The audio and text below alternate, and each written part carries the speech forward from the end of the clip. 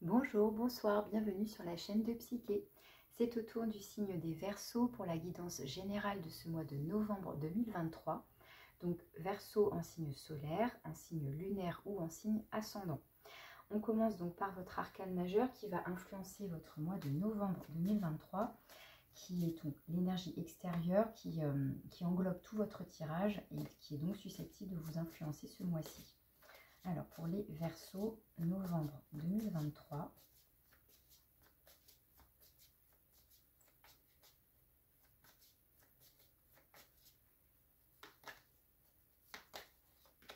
Et vous avez la Tour. Donc, la Tour, un événement, une situation, un message, une prise de conscience, quelque chose qui est assez soudain, qui peut être assez explosif. Ça peut être comme un éclat, vous voyez, quelque chose qui vous tombe dessus comme ça, qui vient peut-être vous ébranler, vous bouleverser. Donc ça peut être, voilà, on apprend quelque chose, on découvre une vérité, on prend conscience de quelque chose.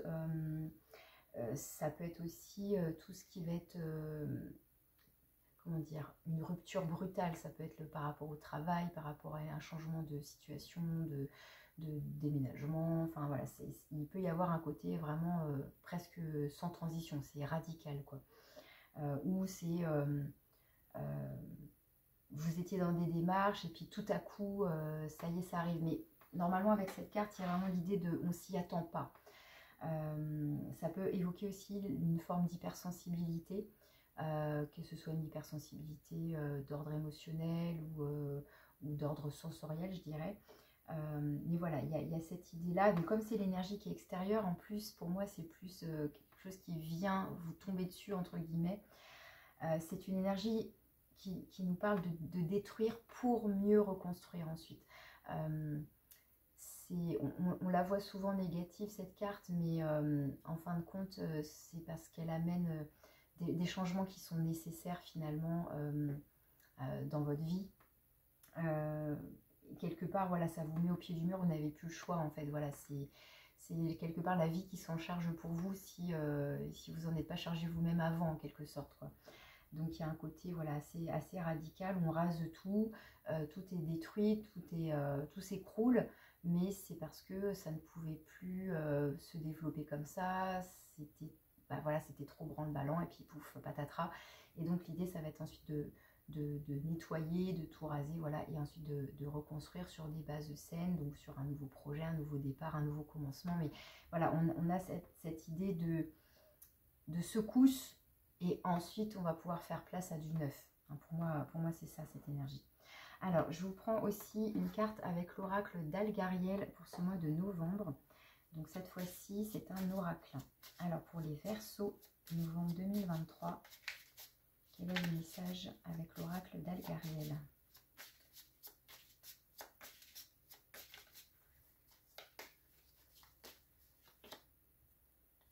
Alors, vous avez le nombre 29. Alors, je vous laisse observer l'illustration.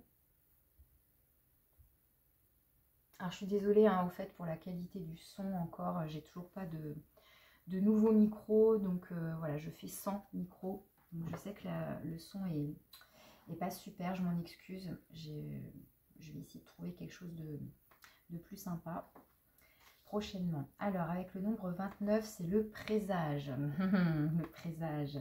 Message de l'au-delà, dualité spirituelle ou physique, prémonition, intuition, lutte, querelle. Alors, soit il y a un petit lien avec ce que je vous disais sur la notion d'hypersensibilité, puisqu'on va retrouver, je vous ai parlé d'hypersensibilité émotionnelle ou sensorielle, mais effectivement, pourquoi pas cette hypersensibilité intuitive à capter des choses, donc voilà, de l'ordre de l'intuition, de la prémonition, de recevoir donc des messages de l'au-delà,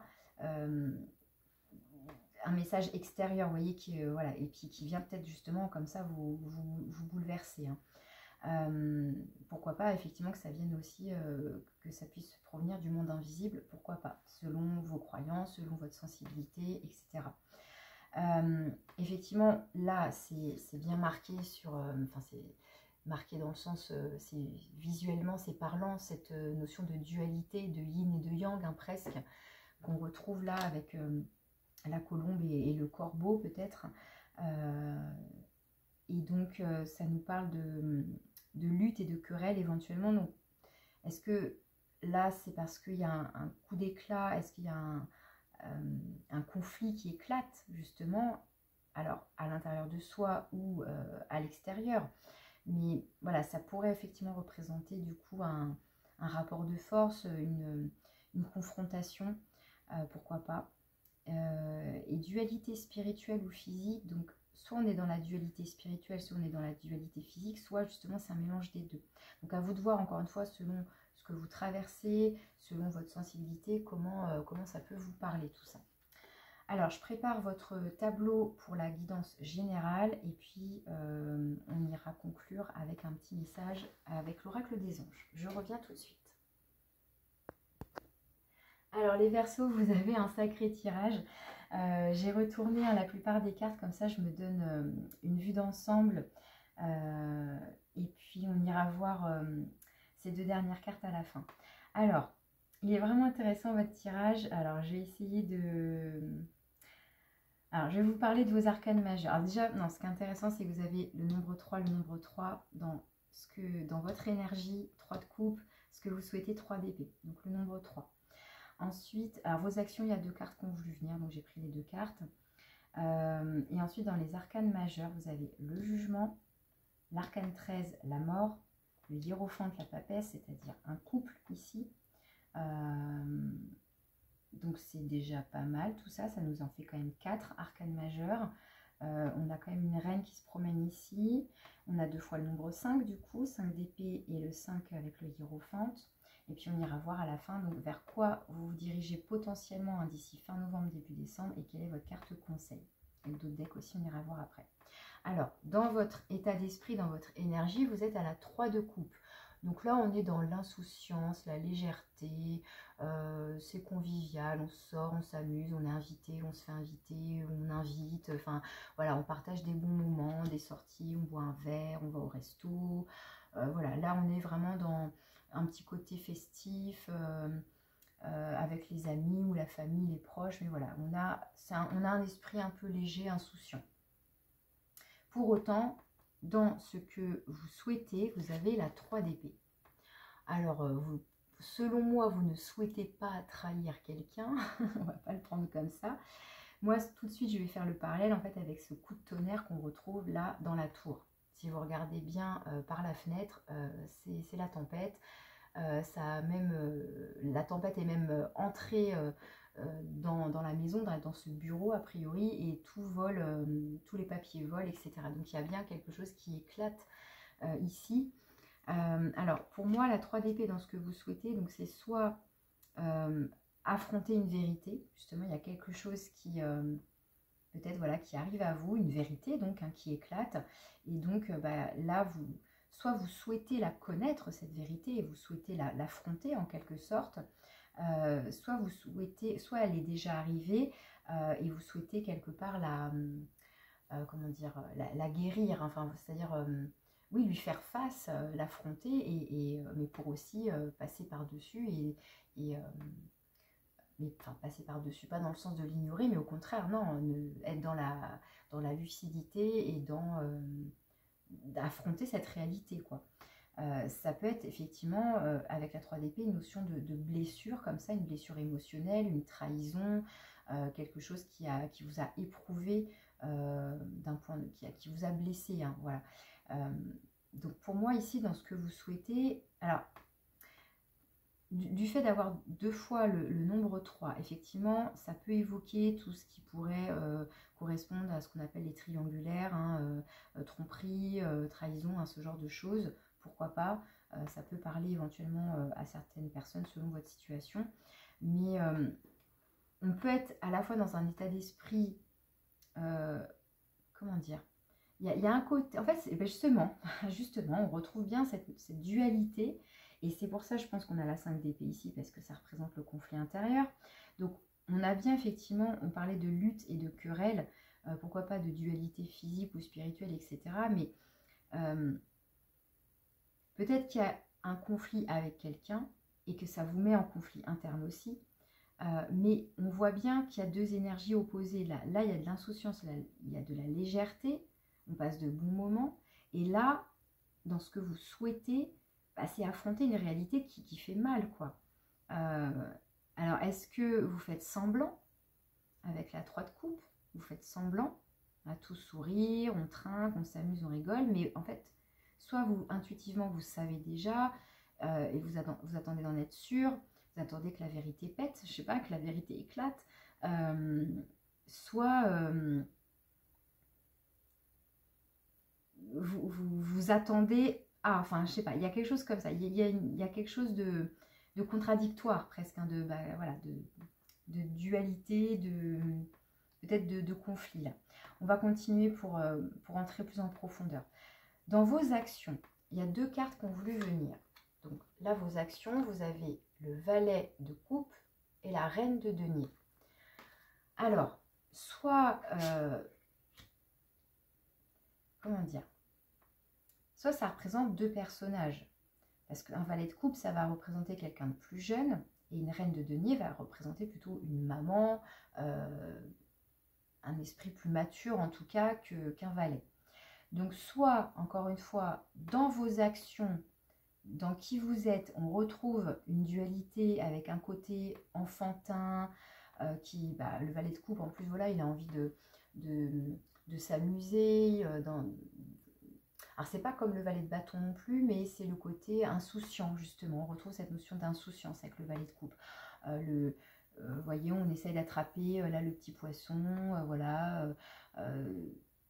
C'est quelque chose qui ici ça va représenter les émotions avec les couples, donc c'est quelque chose alors, soit ça on a envie de démarrer quelque chose qui nous tient à cœur, voilà, soit ça représente, moi je vais partir dans l'idée que ça représente une dualité, parce que il y a trop de cartes qui avancent vers ça, et deux cartes qui ont voulu parler à ce moment-là, c'est intéressant du coup, parce que le valet de coupe, pour moi, ça va être la 3 de coupe avec cette notion d'insouciance.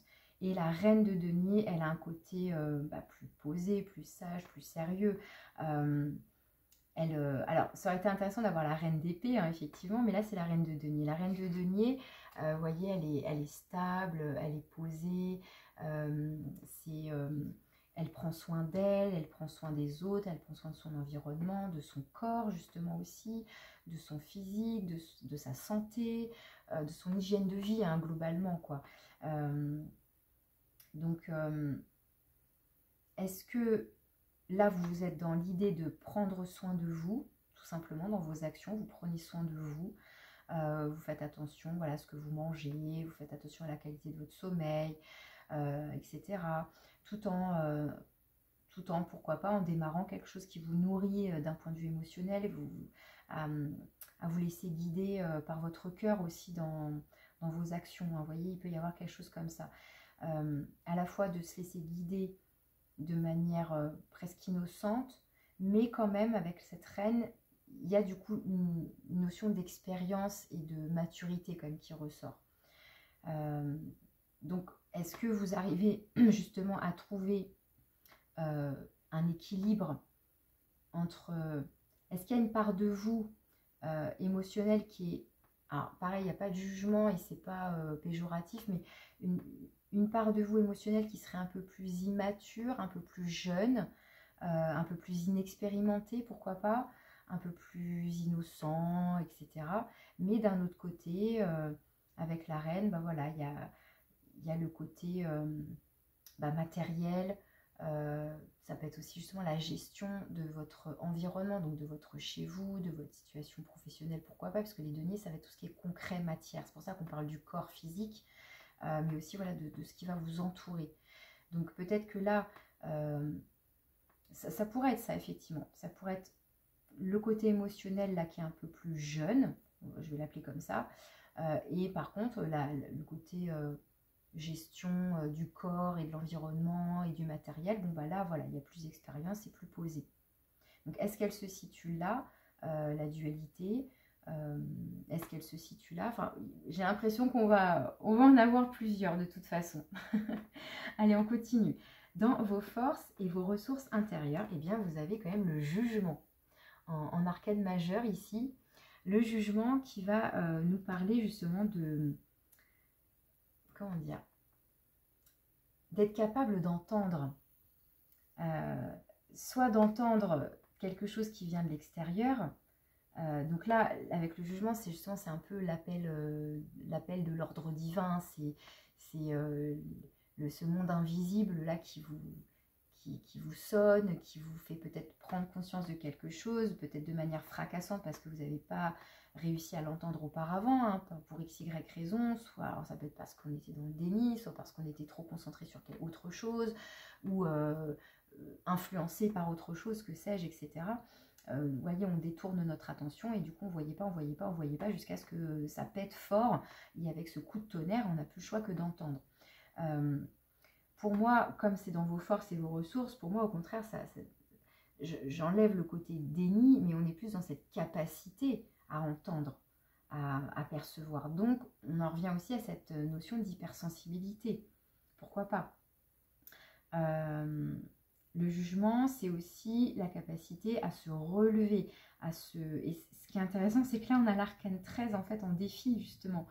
Je vais tout de suite vous en parler parce que vous allez mieux comprendre. L'arcane 13 nous parle de transformation, de métamorphose, de changement de cycle. Donc on a quand même des énergies assez fortes ici, entre la tour, la mort et le jugement, des arcanes fortes qui nous parlent de changement, de transition, de renaissance, donc de reconstruire.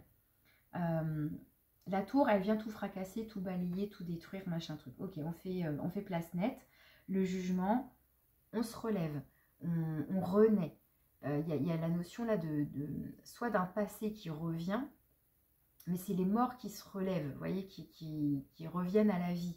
Donc, soit c'est vous qui vous réveillez, il y a donc encore une fois cette notion de prise de conscience, hein, vous revenez du monde des morts, hein, si je puis dire. Vous avez entendu l'appel là du hibou, de la sagesse, et justement en plus ils sont là, nos sages, on a le pape et la papesse qui sont là quand même. Donc il y a quand même, voilà, c'est pour ça que je vous dis il est assez fort votre tirage, parce que donc voilà, l'idée pour moi, soit d'entendre, mais ça peut être un peu, ça peut être tout aussi, hein, mais capacité à, j'espère que c'est pas confus tout ce que je vous raconte là, parce que j'ai l'impression que je pars un peu dans tous les sens, mais j'espère que vous faites les liens en même temps que je vous les propose.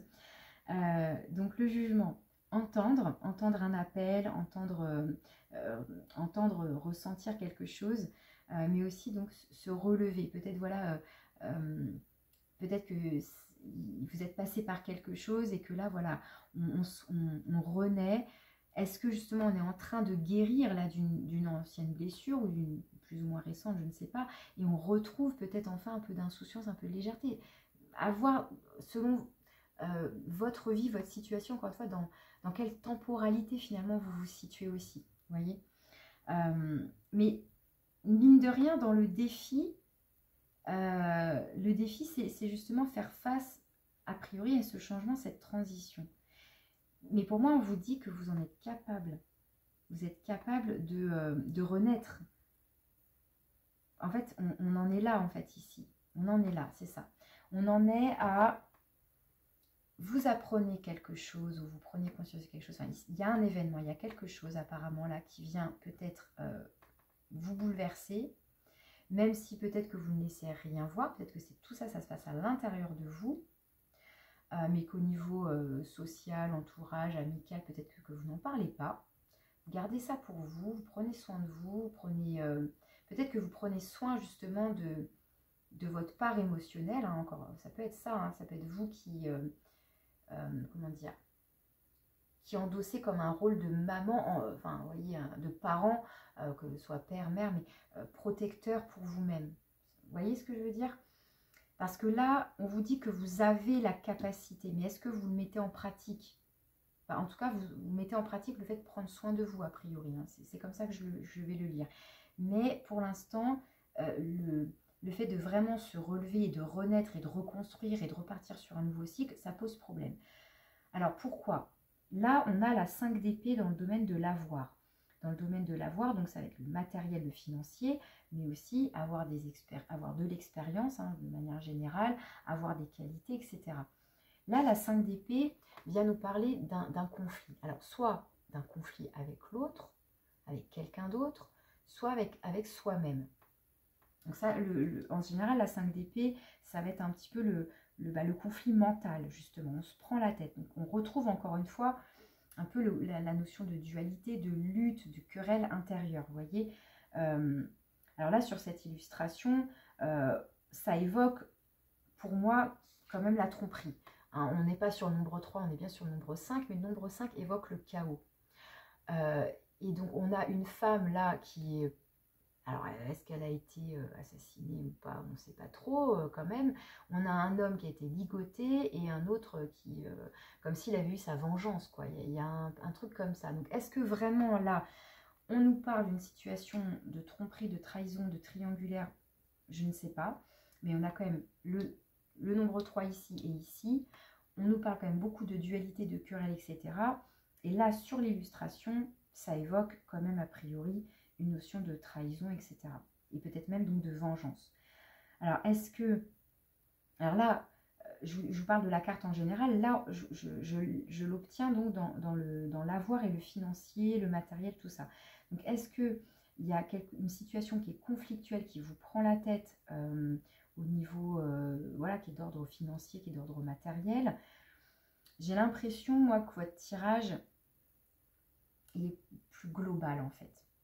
Donc, moi, j'y vois tout ce que je viens de vous dire, en fait, avec cette notion il y a quelque chose qui vous prend la tête. Peut-être que pour certains, on va vraiment être dans cette idée-là de trahison. Est-ce qu'on a envie de se venger? Est-ce que c'est l'autre qui se venge? Il y a quelque chose comme ça, là, avec cette carte, en particulier dans ce jeu, avec cette illustration. On va continuer ici. Là, le hiérophante, hein, le pape, il apparaît donc dans le domaine du fer, c'est-à-dire, comment dire, tout ce qui va être professionnel, mais les activités secondaires, vos loisirs, etc. Donc là, le pape ici, soit c'est votre énergie, soit c'est l'énergie de quelqu'un d'autre, soit même ça peut représenter l'institution en elle-même, le patron en lui-même, enfin vous voyez, soit ça représente un personnage, mais dans ce cas-là de haut gradé, donc effectivement oui, un patron, un supérieur hiérarchique, mais ça peut représenter l'entité même de l'administration, de l'entité même dans laquelle vous travaillez, ou etc. Vous voyez, le pape, il va être à la fois celui qui transmet. Il transmet ses connaissances. Là, on le voit bien sur l'illustration. C'est comme si on avait un professeur, un enseignant, hein, qui transmet aux plus jeunes. Donc, il guide selon ses principes, selon ses valeurs, selon sa morale. Donc, il peut y avoir un côté très rigide. Mais en général, voilà, là, moi, je vais le prendre comme étant le pape qui est bienveillant, qui est guidant, qui donne justement, qui donne ses conseils, etc. Donc, soit c'est votre énergie et c'est vous qui avez un rôle d'enseignant, de professeur, comment dire, même aussi tout ce qui va être guide, thérapeute, ça peut être tout ce qui est de l'ordre de la psychologie aussi, pourquoi pas, hein, de psychologue, etc. Voilà, de l'ordre de celui qui va guider, qui va enseigner, qui va transmettre quelque chose à l'autre. Ou alors, c'est quelqu'un qui vous apporte sa connaissance, ses conseils et sa sagesse, hein, surtout. Je vous faisais le lien là avec le hibou ici. Le pape et la papesse, donc on va venir, nous parlent évidemment d'une forme de sagesse et de maturité, encore plus que la reine, hein, finalement. Hein, d'accord, parce qu'on est sur des arcanes majeures ici. Sinon, ça peut donc représenter tout simplement l'institution, hein, comme je disais, une grosse entité. Donc, par exemple, typiquement, un la justice, le tribunal, l'éducation nationale, enfin, vraiment, vous voyez ce que je veux dire, quoi, l'entité en elle-même, quoi. Donc, soit ça nous parle directement de votre profession, soit ça nous parle que vous êtes, par exemple, comme un apprenti, voyez, qui apprend, voilà, qui est en train d'apprendre, etc. Ici, dans le domaine relationnel, vous avez la grande prêtresse. Donc, la papesse. Donc, encore une fois, soit c'est vous, soit c'est l'autre. Et là, c'est le relationnel de manière large. Hein. Donc, ça peut être, comment dire, si vous êtes en couple, ça peut être votre partenaire, ça peut être quelqu'un à qui vous pensez, ça peut être amical, professionnel, familial, etc. Là, la grande prêtresse, donc, comme le pape, elle va avoir ce rôle d'enseignante, de transmettre des connaissances. Elle va être à l'écoute. Alors, elle est un petit peu plus mystérieuse, la papesse. Il y a un côté un peu plus caché avec elle. Alors, est-ce que du coup, on nous renvoie éventuellement à une situation relationnelle où il y aurait du mystère, du non-dit, vous sentez voilà, qu'il y a des cachotteries, pourquoi pas, ça peut effectivement parler de ça. Mais encore une fois, on a quand même un couple ici de personnages qui, selon moi, pourraient être de bons conseils, à qui vous pourriez peut-être demander de l'aide justement, ou peut-être même qu'ils sont déjà présents, qu'ils vous tendent la main, il y a juste à voir et à entendre, ça, pourquoi pas aussi, hein, pourquoi pas aussi dans ce sens-là.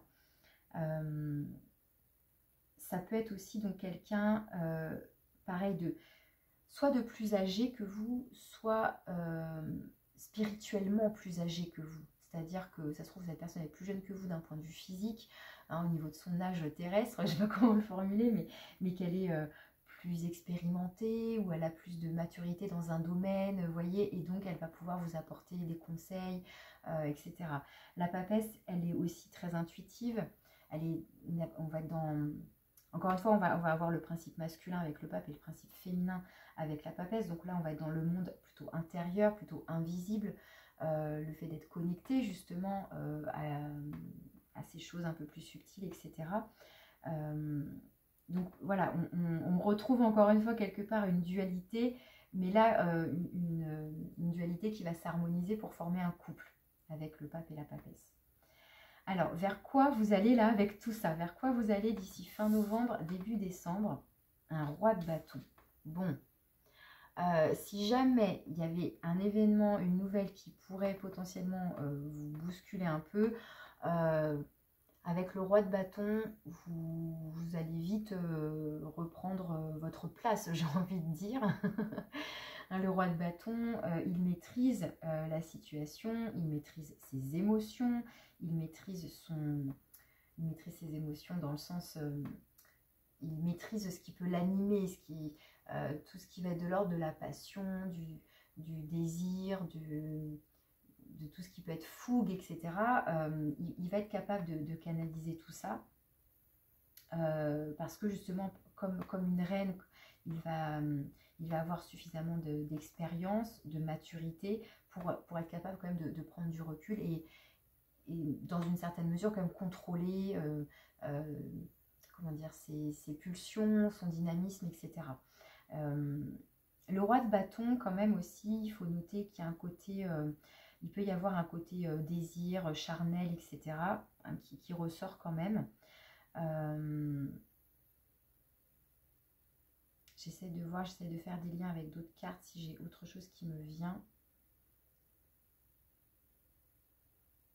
Pour moi, effectivement, s'il y a quelque chose qui vient ou qui est venu à vous, qui vous a touché, pour moi, a priori, vous savez passer outre assez facilement en fin de compte. Parce que même si ça vous prend peut-être un peu la tête, avec le roi de bâton, voilà, vous reprenez une certaine, voyez, une certaine assise, une certaine carrure, homme ou femme, hein, peu importe, hein, c'est une énergie de quelqu'un qui sait ce qu'il veut aussi, etc. Vous voyez, hein,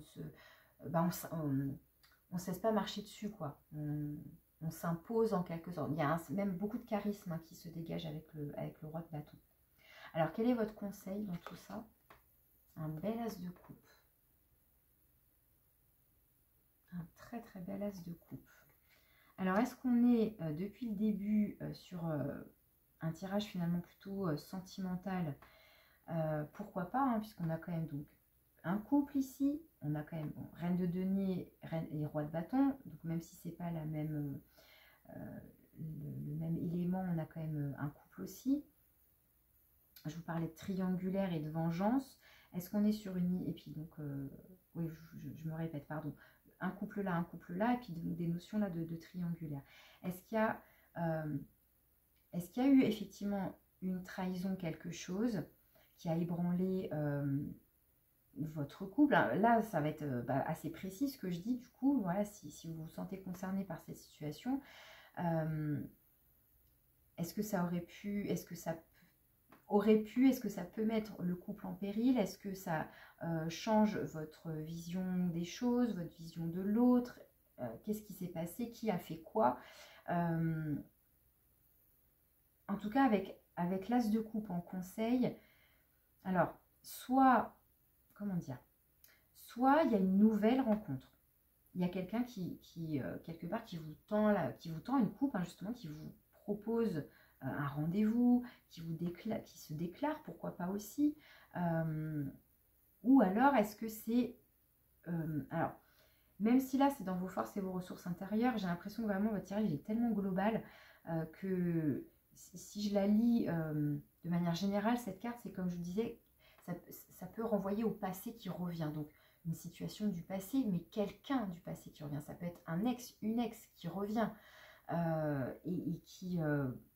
pourquoi pas? Donc voilà, tout ça, ça reste des hypothèses, bien évidemment, et vous prenez selon votre situation, selon comment ça vous parle, mais pourquoi pas le fait que, comme ça, qu'on ait quelqu'un qui revienne et qui vous tende... Est-ce qu'on a une notion de pardon là aussi? On offre son cœur, on demande pardon, et vous jaugez si cette personne mérite ou pas. Enfin, il y a quelque chose comme ça.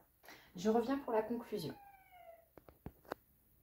Alors, j'étais en train de vous parler donc de votre as de coupe en conseil de la part du tarot. Donc, comme je vous disais, soit c'est quelqu'un qui vient à vous, ça peut être un tout nouvel amour, ça peut être une demande de pardon, ça peut être...